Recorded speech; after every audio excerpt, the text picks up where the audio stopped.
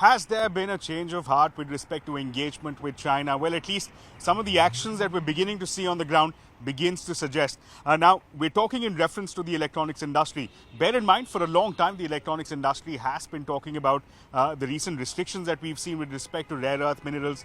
What the electronics industry is saying is that these aspects of restrictions coming in from Beijing is not unique to the auto industry. The electronics industry is also feeling the pain. Now, we raised this question with government officials. What they're telling us is that, look, the fact that there is a huge amount of presence, of the Chinese presence in electronics manufacturing is something that cannot be wished away, that there is need felt for growing engagement and flexibility with China, with Chinese entities, if the electronics industry is to grow here locally. Not just that, what government officials tell us is that over 60% of global electronics manufacturing sits out of China. Therefore, engagement with China is something that simply cannot be avoided, something that needs to be done going forward. Now, these questions being answered by the government in such shape or form comes at a time when there are three very interesting triggers at play. Number one, bear in mind, till very recently as last night, we had seen Dixon make an announcement that they have already managed to get a nod from the government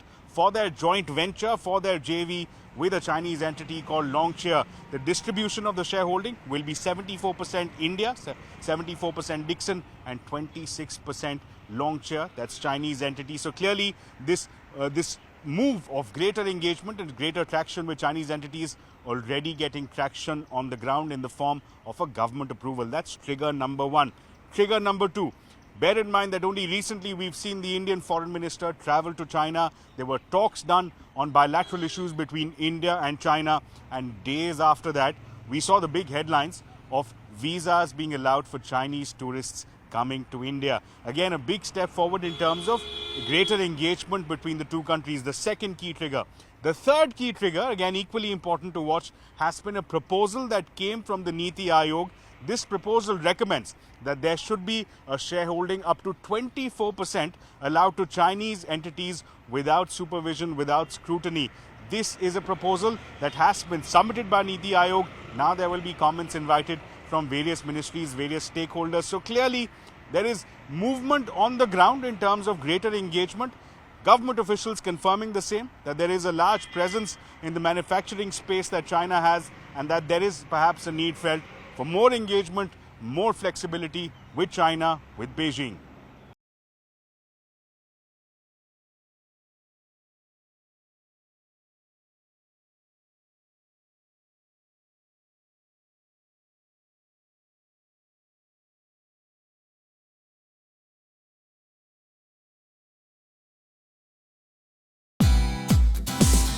Hey, thank you for watching this on CNBC TV18. Hope you liked it.